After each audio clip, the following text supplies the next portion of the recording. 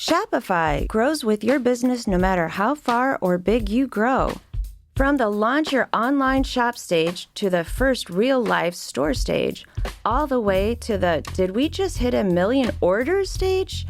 Shopify is there to help you grow.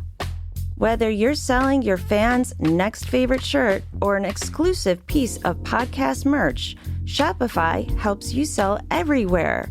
From their all-in-one e-commerce platform to their in-person POS system, wherever and whatever you're selling, Shopify's got you covered. Sign up for a $1 per month trial period at shopify.com/income, all lowercase. Go to shopify.com/income to grow your business no matter what stage you're in.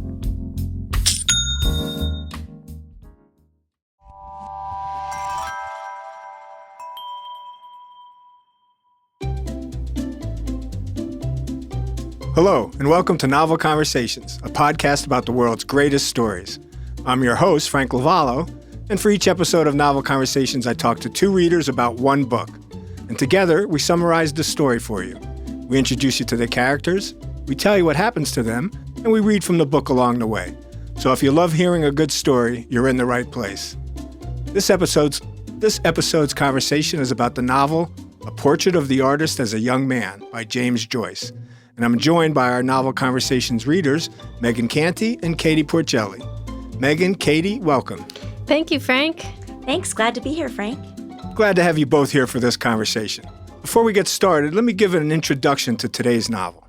The first novel of Irish author James Joyce, and published in 1916, A Portrait of the Artist as a Young Man is a groundbreaking work that follows the intellectual and emotional development of Stephen Dedalus. The novel explores what it means to become an artist. Stephen Dedalus' decision at the end of the novel to leave his family and friends behind and go into exile in order to become a writer suggests that Joyce sees the artist as a necessarily isolated, even lonely figure.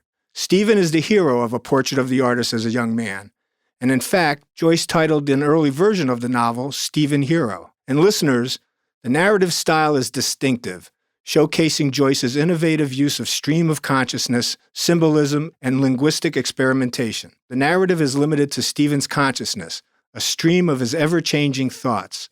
So his misperceptions, perhaps even misrepresentations, become part of the story. There is no narrator who explains the difference between Stephen's reality and objective reality. As an artist, Stephen resolves to live his life to the fullest and vows not to be constrained by the boundaries of his family, his nation, or his religion. The story is a semi-autobiographical coming-of-age narrative that captures Stephen's journey from childhood to adulthood, exploring his struggles with politics and religion, family expectations, and the pursuit of artistic expression. The novel is more, though, than just an autobiography, however, as Joyce is not merely recounting elements of his own boyhood, but also meditating on what it means to be a young man growing up in a confusing modern world.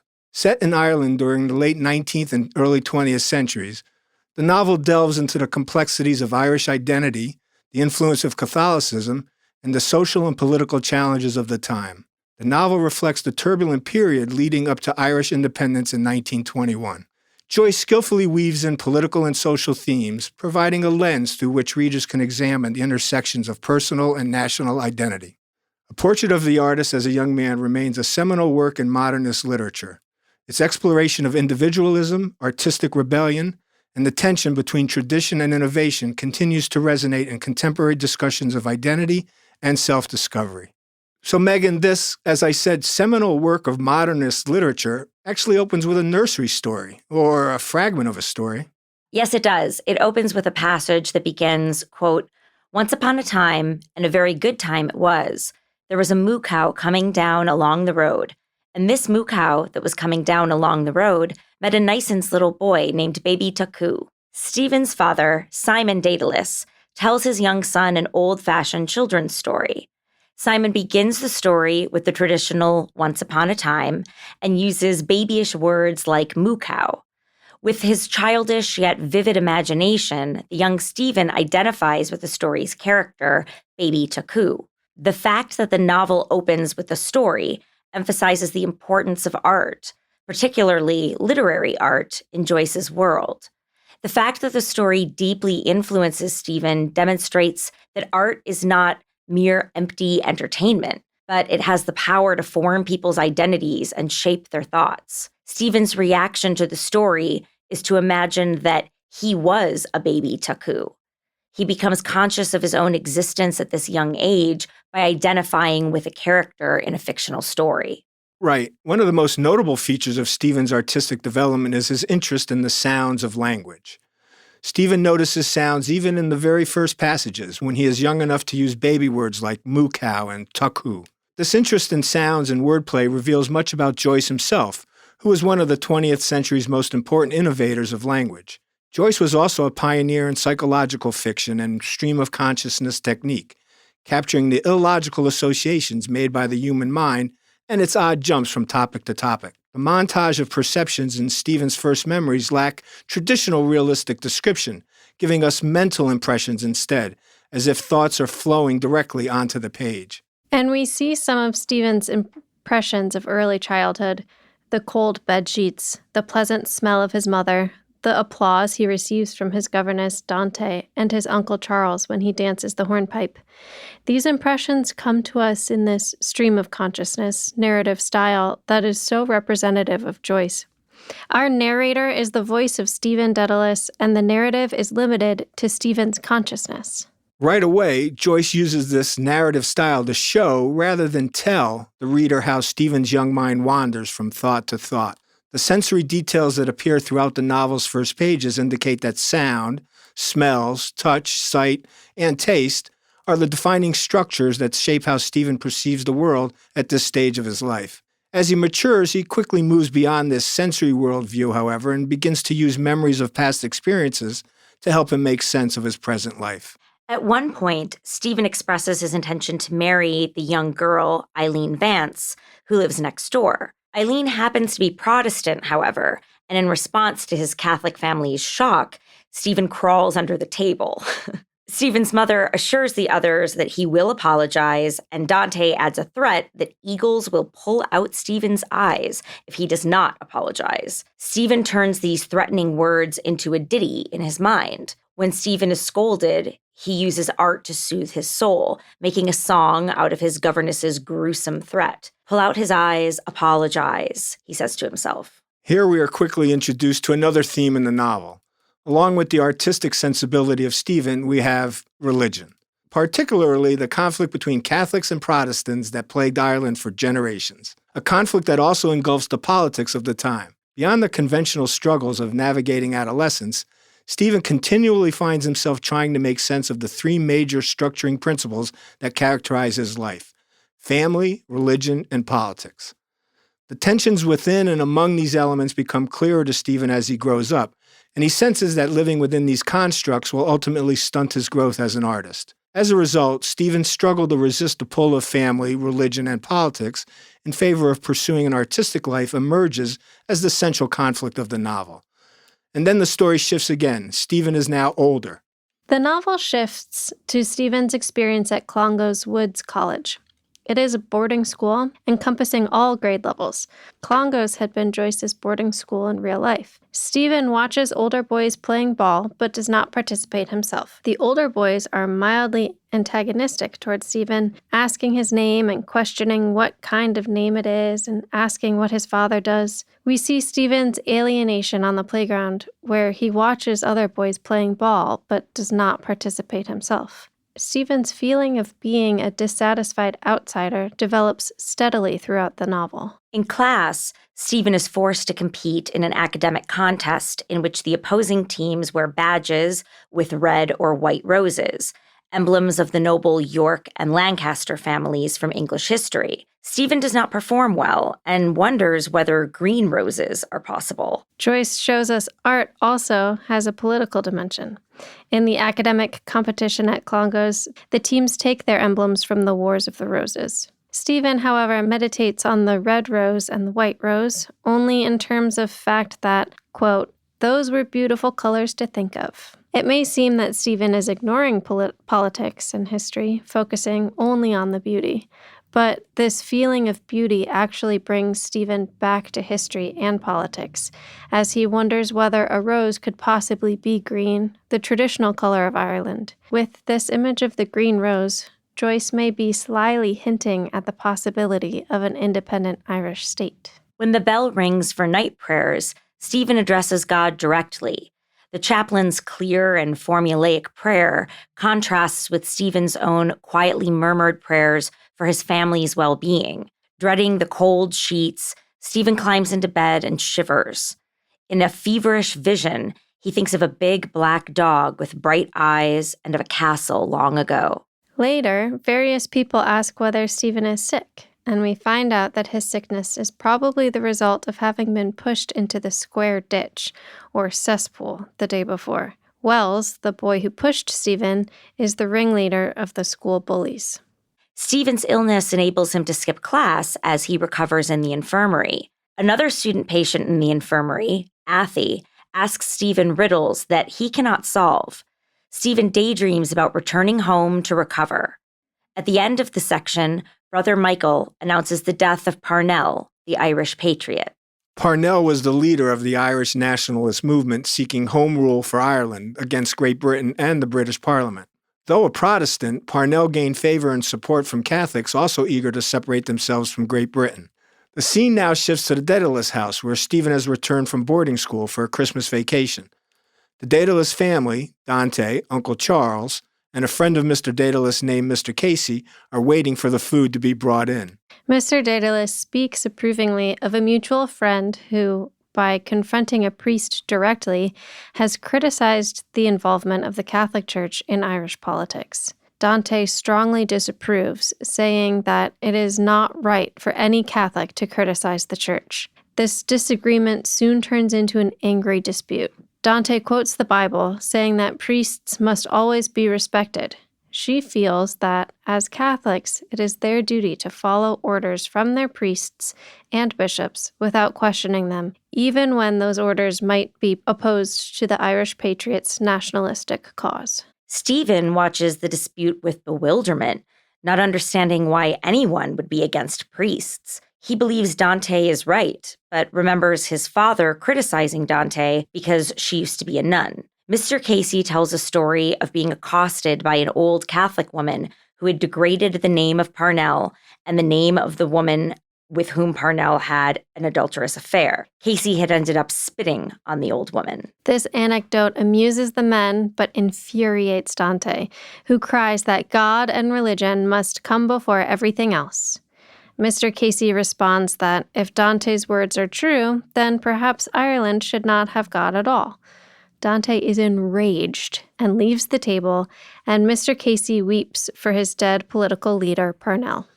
The Christmas dinner dispute introduces the political landscape of late 19th century Ireland into the novel. This is the first Christmas meal at which Stephen is allowed to sit at the grown-up table, a milestone in his path toward adulthood. The dispute that unfolds among Dante, Mr. Dedalus, and Mr. Casey makes Stephen quickly realize, however, that adulthood is fraught with conflicts, doubts, and anger. The growing boy learns that politics is often such a charged subject that it can cause huge rifts, even within a single home. Dante's tumultuous departure from the dinner table is the first in a pattern of incidents in which characters declare independence and break away from a group for political or ideological reasons. The political landscape of Ireland is deeply divided when the action of the novel occurs. Secularists like Mr. Dedalus and Mr. Casey feel that religion is keeping Ireland from progress and independence, while the Orthodox, like Dante, feel that religion should take precedence in Irish culture. The secularists consider Parnell the savior of Ireland, but Parnell's shame at being caught in an extramarital affair tarnishes his political luster and earns him the church's condemnation. This condemnation on the part of the church mirrors Stephen's shame over expressing a desire to marry Eileen Vance, who is Protestant. All right, readers, with that start, let's take a break here, and when we come back, we'll continue our conversation about a portrait of the artist as a young man. You're listening to Novel Conversations. We'll be right back.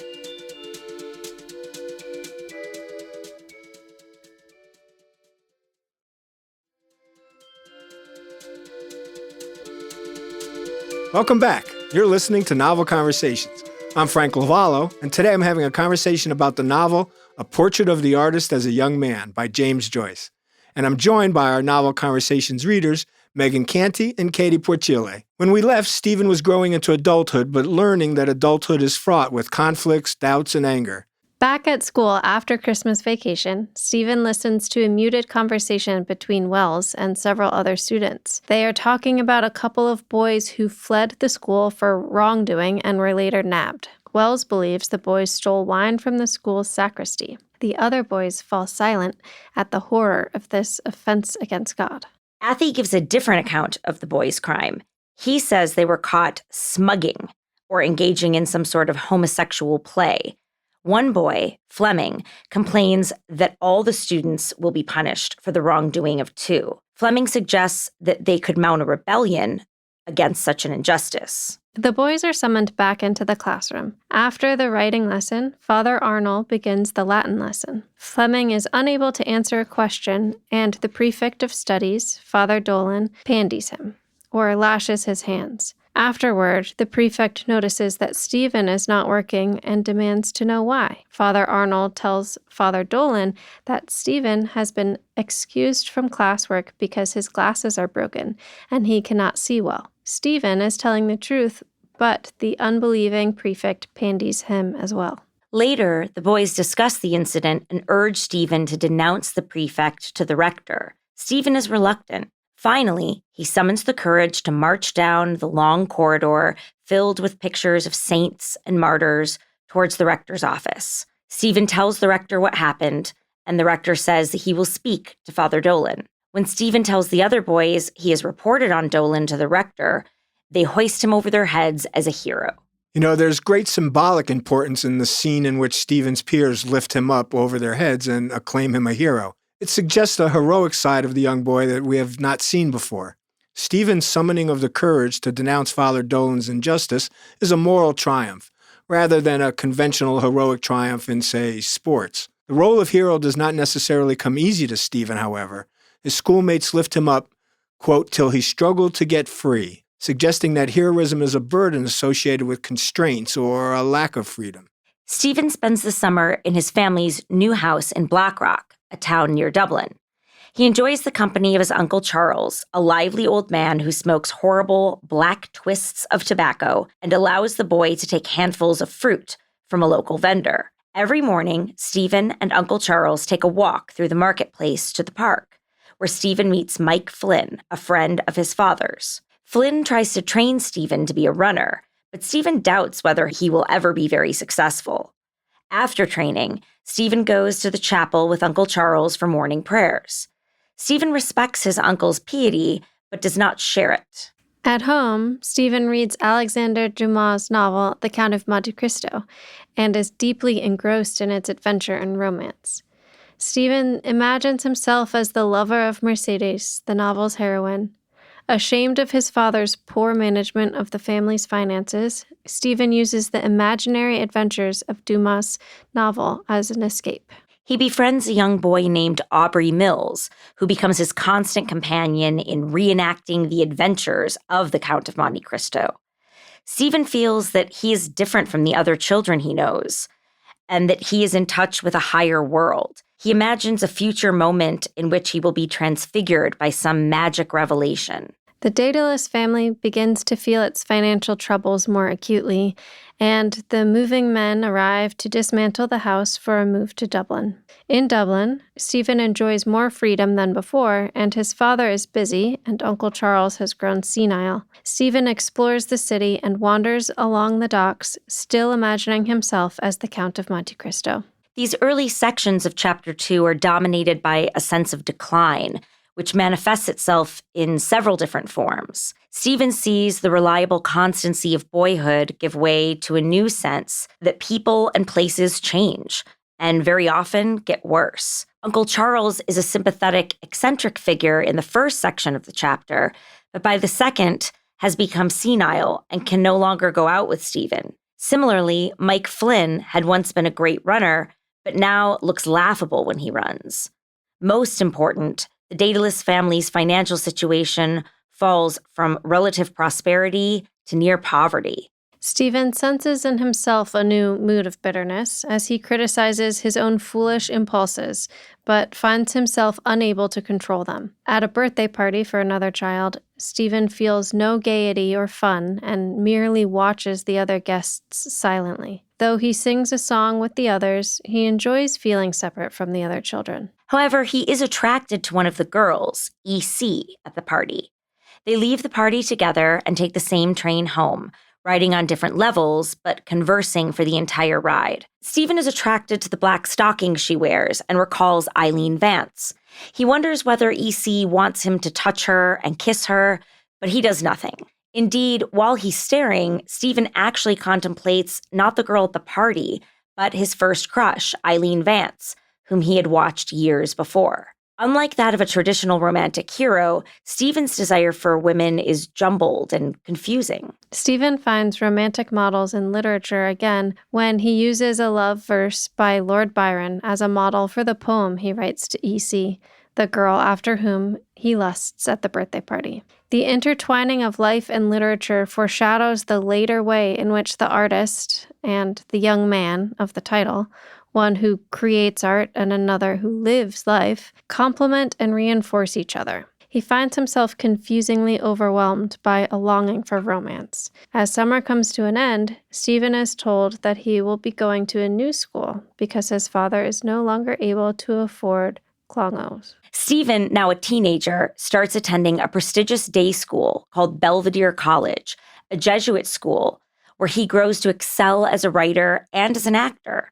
He is preparing for a performance in the play the school is putting on for Whitsuntide, the Christian feast of Pentecost. Stephen is to play the role of a farcical teacher, a role he has won because of his height and his serious manners. After watching various others get ready for the performance, he wanders outdoors where his school friend Heron and Heron's friend Wallace greet him. Heron encourages Stephen to imitate the school rector when performing the role of the stodgy teacher. Wallace and Heron also playfully mention that they saw Mr. Dedalus arrive at the theater with a young girl. Stephen imagines that the young girl is the one Stephen had flirted with earlier at the birthday party. Wallace and Heron playfully try to force Stephen to confess his dalliance with the girl. Stephen suddenly recalls a dispute with Heron and two other students over the question of which English poet is the best. Stephen had named Byron, while the other student had said that Tennyson was obviously superior. Remembering this quarrel, Stephen reflects on his father's command for him to be a good gentleman and a good Catholic. Stephen is shaken from his reverie by a reminder that the curtain will go up soon. Stephen performs his role successfully. After the play, he does not stop to talk to his father, but goes walking in the town, highly agitated. This parody of a teacher figure hints at the novel's underlying doubt about the validity of leading or instructing others. Stephen performs the role successfully and is amazed at how lifelike the play feels. The, quote, disjointed, lifeless thing had suddenly assumed a life of its own. It seemed now to play itself. The life Stephen discerns in the play makes him aware of the importance of acting as a metaphor for living. Art and life are, in a sense, switching places. While the artistic performance seems lifelike, life itself seems artificial. Joyce's experimentation with the technique of stream of consciousness, capturing the processes and rhythms by which characters think, is especially evident in the sudden flashbacks of the play scene. Joyce narrates Heron's and Wallace's near-violent teasing about Stephen's flirtation with the girl in the audience. Then suddenly, without any warning, Joyce takes us back to Stephen's first year at Belvedere when he was accused of heresy because of a mistake he made in an essay. This memory segues into another memory from a few nights after the first, when Stephen was forced into a ridiculous schoolboy argument about the relative merits of Byron and Tennyson. When this argument is finished, the narration returns to the scene of the play in the present moment. Joyce wants us to feel unsettled and even a bit confused by these unannounced leaps from present to past. The time shifts represent the way Stephen's mind, and the human mind in general, impulsively make constant connections between experiences from the present and memories from the past. We now see Stephen and his father sitting in a railway carriage bound for the city of Cork, where his father is auctioning off some property. Stephen is bored by his father's sentimental tales of old friends and annoyed by his drinking. Going from bar to bar with Mr. Dedalus, Stephen is ashamed by his father's drinking and flirtation with the barmaids. Stephen grows increasingly alienated from his father, largely because of Mr. Dedalus's inability to connect with reality. He sees how much his father has lost touch with the world. When Stephen states his name for his own reassurance, saying, "I am Stephen Dedalus," we sense that he feels the need to assert his own identity because his father's identity is rapidly crumbling. Stephen and Mr. Dedalus enter the Bank of Ireland, leaving the rest of the family waiting outside so that Stephen can cash the check for £33 he has received as a literary prize. Mr. Dedalus muses patriotically about the fact that the Bank of Ireland is housed in the former Irish Parliament building. Outside, the family discusses where to have dinner, and Stephen invites them to a fancy restaurant. This initiates a great spending spree in which Stephen regales his family members with costly gifts, treats, and loans. Stephen's prize money is soon depleted, leaving him upset by his foolishness. He had hoped that spending the money would bring the family together and appease some of their animosities, but he realizes it has not worked. He feels as alienated from his family as ever. Okay, readers, let's take another break here, and when we come back, we'll continue our conversation about A Portrait of the Artist by a Young Man by James Joyce. You're listening to Novel Conversations. We'll be right back.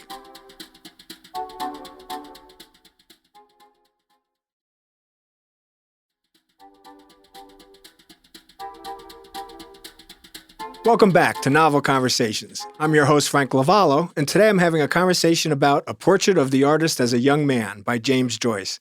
And I'm joined by our Novel Conversations readers, Megan Canty and Katie Portile. When we left, Stephen was growing up, moving from one college to another, and gaining new experiences and new friends. And he's about to have another new experience. Stephen begins wandering the streets at night, tormented by sexual cravings. One night, a young prostitute dressed in pink accosts him. Her name was Barbie. Stephen follows her to her room. He's reluctant to kiss her at first, but they eventually have sex. This is Stephen's first sexual experience. In December, Stephen sits in his school classroom, daydreaming about the nice stew of mutton, potatoes, and carrots he hopes to have later. He imagines that his belly is urging him to stuff himself.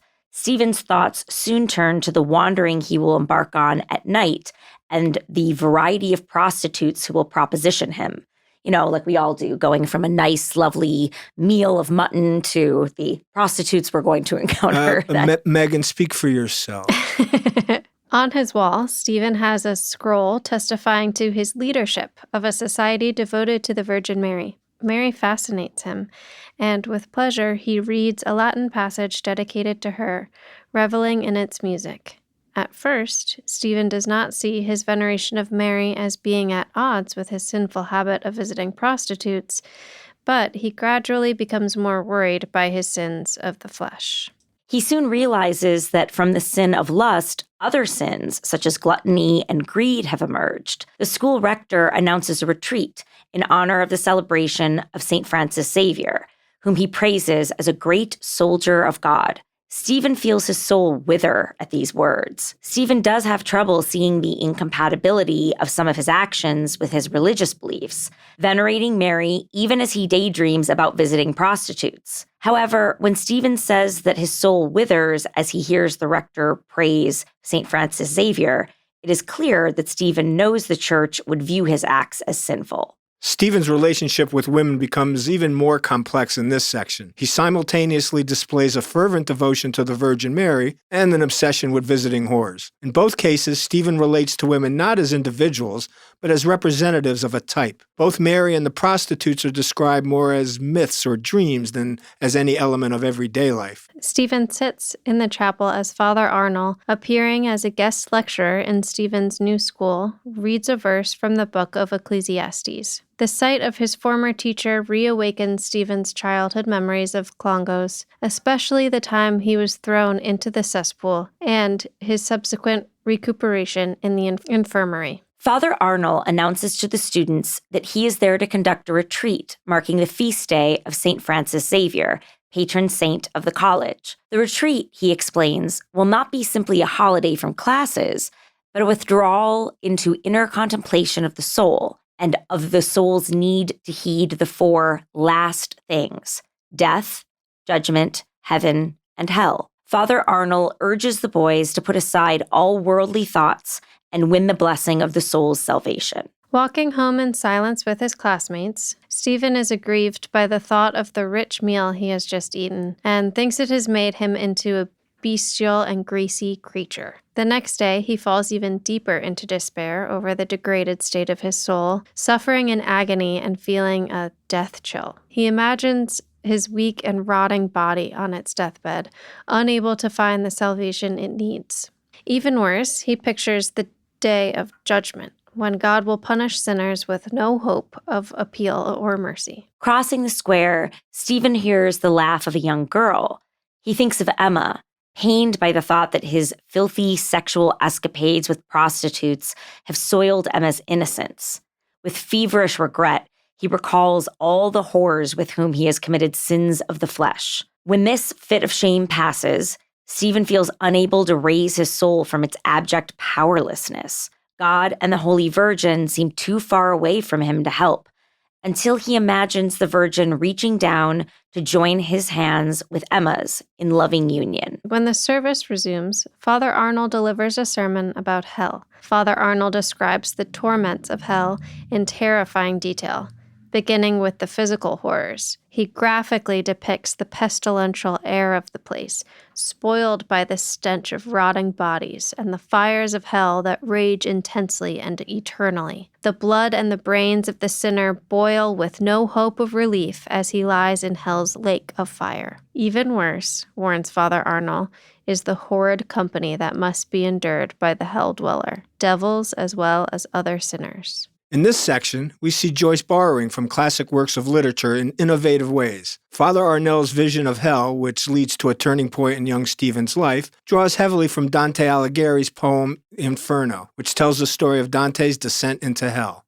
Inferno is a landmark in the genre of spiritual autobiography, the recounting of a soul's progression through righteousness and sinful states. A portrait of the artist as a young man offers another such spiritual autobiography, as Joyce explores his own spiritual history through the character of Stephen Dedalus. Joyce places Stephen's glimpse of hell at the exact center of his novel, giving it a structure similar to that of Dante's Divine Comedy, of which Inferno is the first part. Inferno places the devil at the center of the earth, so that the pilgrim seeking God must go downward before he ascends upward toward salvation. Later, we find Stephen frequently quoting Aquinas and Aristotle. Yet despite these constant citations, no quotation marks are used in the novel, sometimes making it difficult to tell the difference between a character borrowing someone else's words and a character speaking in his or her own voice. And if I can just add an aside to that, normally something like that drives me crazy when there's not quotation marks. But in this novel, it doesn't, because I've always seen it as very in keeping with, as we're watching Stephen grow up and change, the way that we kind of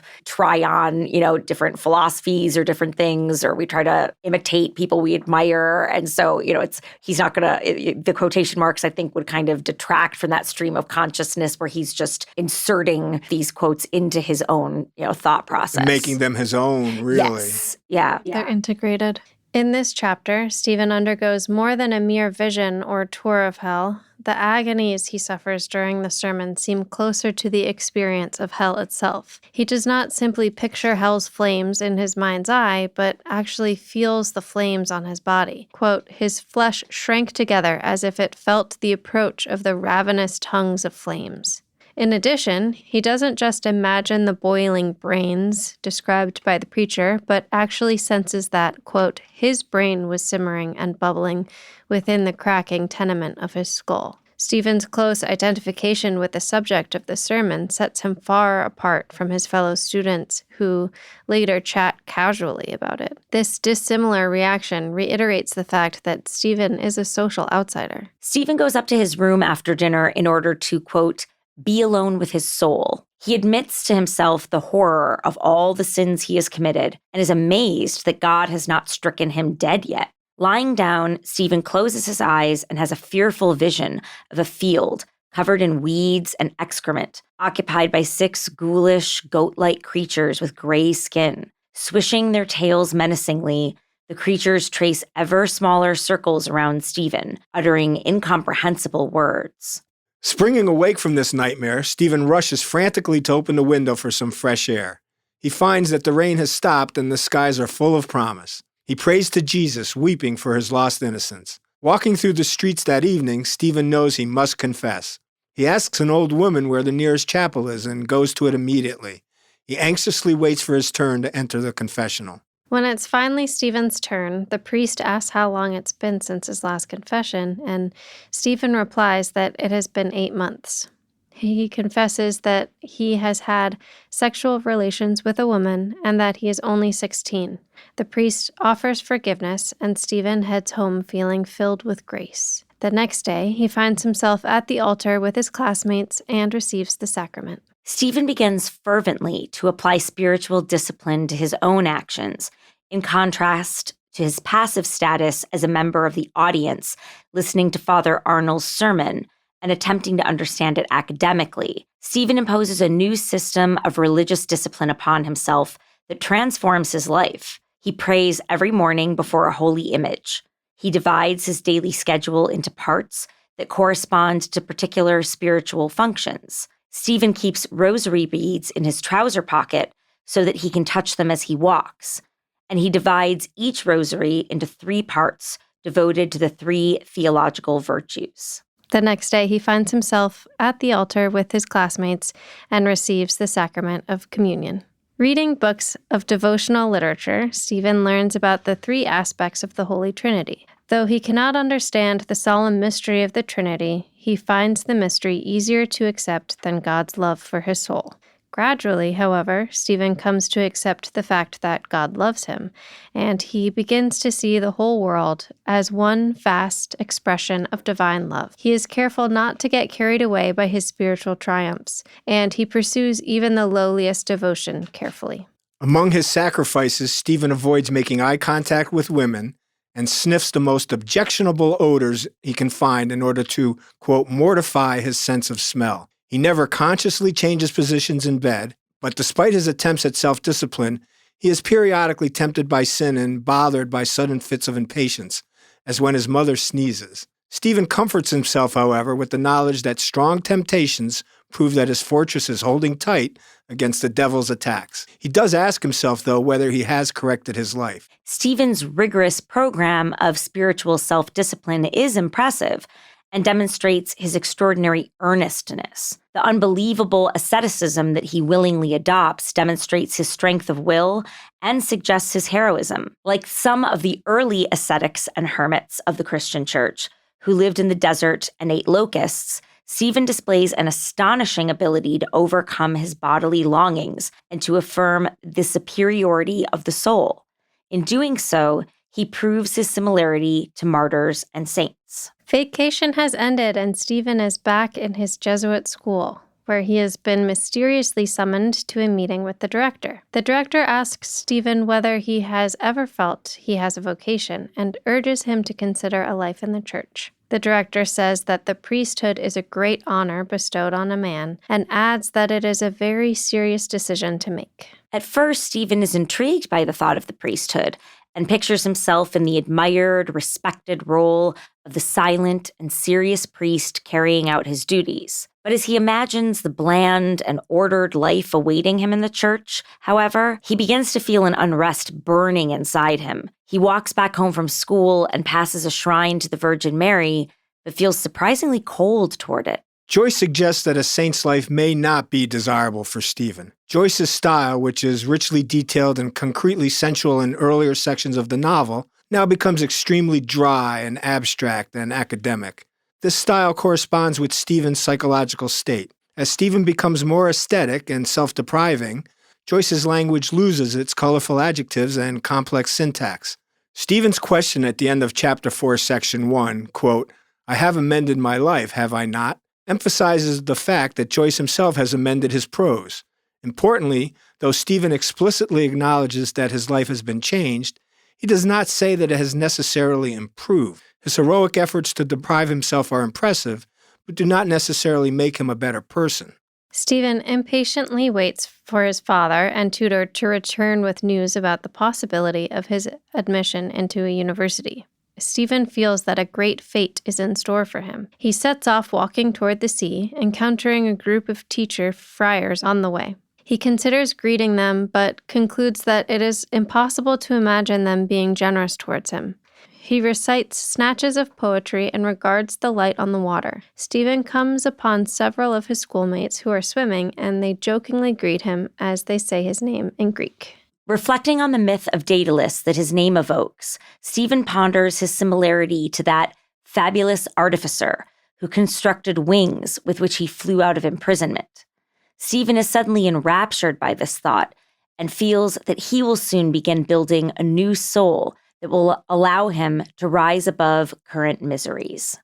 Katie, maybe we should briefly review the myth of Dedalus? Yes. One of the primary sources on which Joyce draws in A Portrait of an Artist as a Young Man is Greek myth. The mythic aspect of the novel emerges clearly in this section with the reference to Dedalus. In Greek mythology, Dedalus was a renowned craftsman who built a pair of wings for himself and a pair for his son, Icarus, in an attempt to escape imprisonment on the island of Crete. In this novel, Stephen's view of himself changes when his friends address him with a Greek version of his name.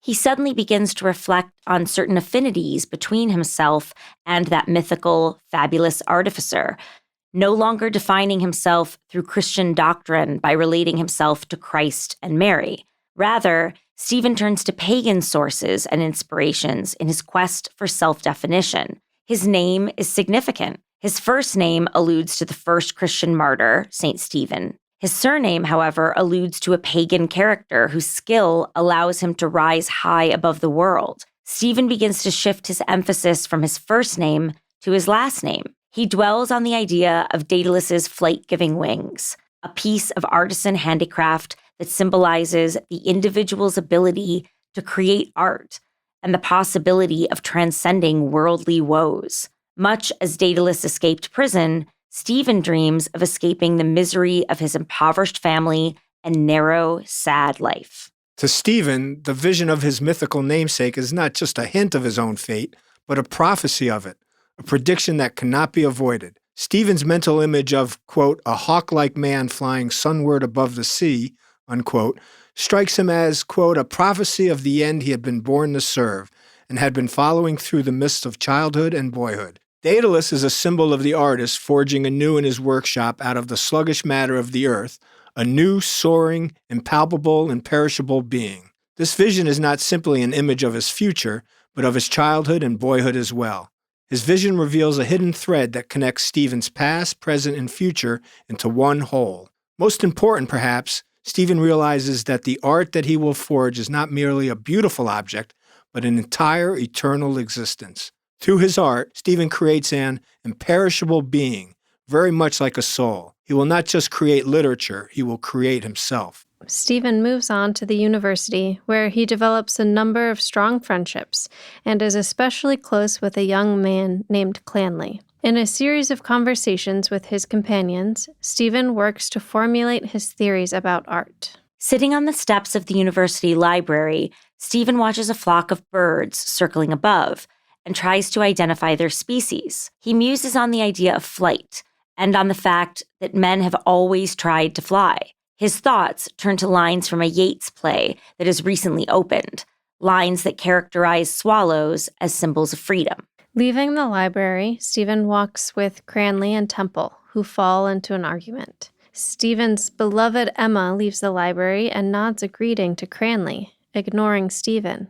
Stephen feels hurt and jealous. Stephen sadly tells his friend that he feels he may soon have to leave the university and abandon his friends in order to pursue his artistic ambitions. Stephen says that he feels he must obey the dictum, quote, I will not serve, refusing any ideology that is imposed upon him from above, even that of friends and family. Cranley warns Stephen of the risk of extreme solitude, but Stephen does not reply. He refuses to join the Irish nationalist movement, rejects his Catholic faith, and opens himself up to the idea of living an isolated life. It's at this point in the story that the narrative switches to a journal form composed of dated entries written by Stephen himself from a first-person perspective. Joyce's transition to journal entries at the end of the novel is a formal change that highlights Stephen's continuing search for his own voice. The journal entry form explores the problem of representing a person through words. Stephen records his scattered impressions of thoughts, perceptions, and events of each day. He tells of his conversation with Cranley about leaving the university. He distractedly muses on the fact that John the Baptist lived on locusts in the desert and comments on his friend Lynch's pursuit of a hospital nurse. Stephen notes a conversation with his mother regarding the Virgin Mary, in which his mother accuses Stephen of reading too much and losing his faith. Stephen, however, says that he cannot repent. Stephen speaks of a squabble with a fellow student and of attempting to read 3 reviews in the library. He records 2 dreams, one of viewing a long gallery filled with images of fabulous kings, and another of meeting strange mute creatures with phosphorescent faces. He mentions meeting his father, who asks him why he does not join a rowing club. In his entry dated April 15th, Stephen records meeting, quote, her, meaning Emma, on Grafton Street. Emma asks Stephen whether he is writing poems and why he no longer comes to the university. Stephen excitedly talks to her about his artistic plans. Stephen's idea of femininity becomes more complex in this final section of Chapter 5 when he finally confronts Emma and talks to her on Grafton Street. Stephen's relation to women throughout the novel has been largely conflicted and abstract to this point. This meeting with Emma, however, is concrete, placing Stephen himself in control. The conversation with Emma emphasizes the fact that women are no longer guiding Stephen. His mother no longer pushes him, the Virgin Mary no longer shows him the way, and prostitutes no longer seduce him. Women are no longer in a superior or transcendent position in his life. Finally, in actually speaking with Emma face to face, Stephen shows that he has begun to conceive of women as fellow human beings rather than idealized creatures. He no longer needs to be mothered and guided, as his emotional, spiritual, and artistic development has given him this vision and confidence to show himself the way. Stephen ends his journal with a prayer to his old father, Dedalus, whom he calls Old Artificer, to stand him in good stead. And as our story ends, while Stephen is still dependent on his friends as listeners, he's also determined to create an independent existence, liberated from the expectations of friends and family. He becomes more and more determined to free himself from all limiting pressures, and eventually decides to leave Ireland to escape them. Like his namesake, the mythical Dedalus, Stephen hopes to build himself wings on which he can fly above all obstacles and achieve a life as an artist. And readers, that's how our novel, A Portrait of an Artist as a Young Man, ends. Let's take a final break now, and then we'll head into our last segment where I'd like to ask the two of you to share a moment or a character or a quote that we haven't had a chance to talk about yet. Listeners, you're listening to Novel Conversations. I'm Frank Lavallo. We'll be right back.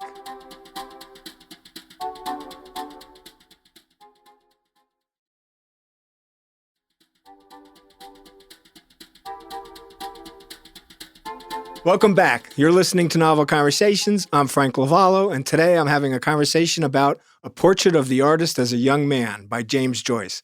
Megan, Katie, before our break, we ended our story, and now I'd like to ask the two of you to share a moment or a character or a quote, perhaps, that we haven't had a chance to talk about yet. It's something that we've alluded to a few times.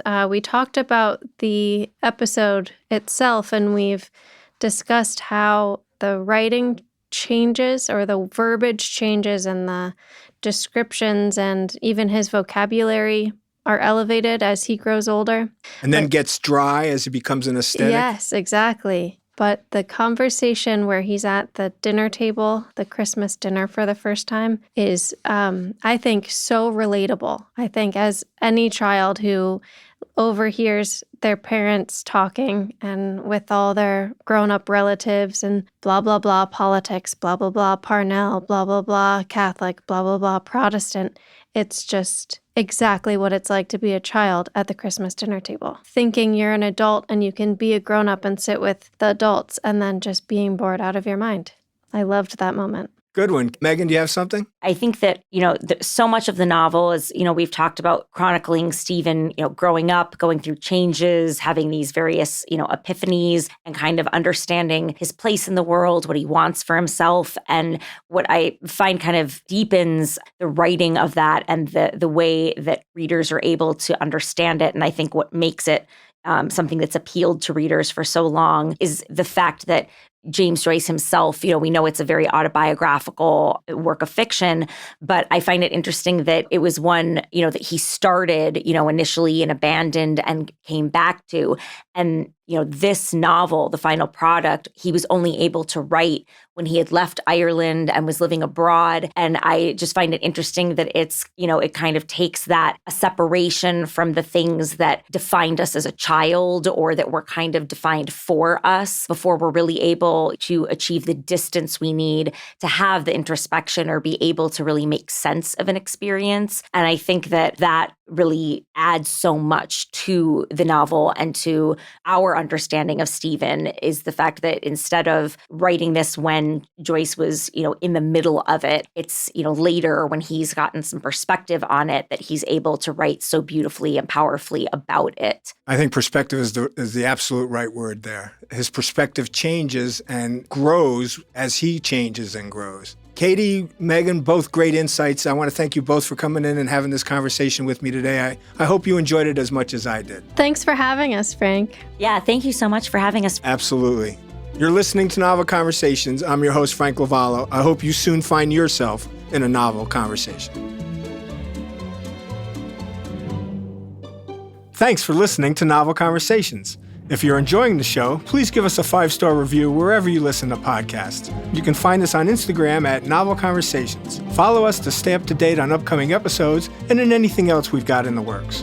I want to give special thanks to our readers today, Katie Porchile and Megan Canty. Our sound designer and producer is Noah Fouts, and Grace Sienna Longfellow is our audio engineer. Our executive producers are Bridget Coyne and Joan Andrews.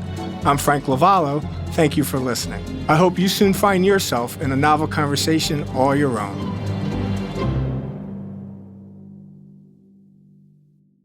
Hey there! I'm Hannah. And I'm Audrey.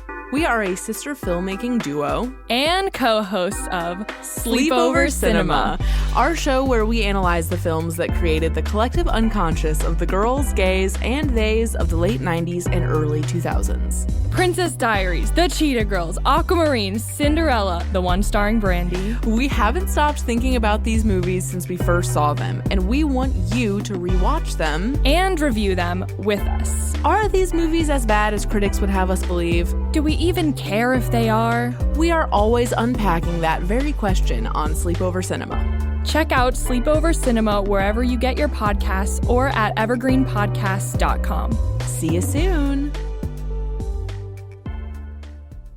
This podcast was produced with the support of the Ohio Motion Picture Tax Credit and in partnership with the Ohio Development Services Agency.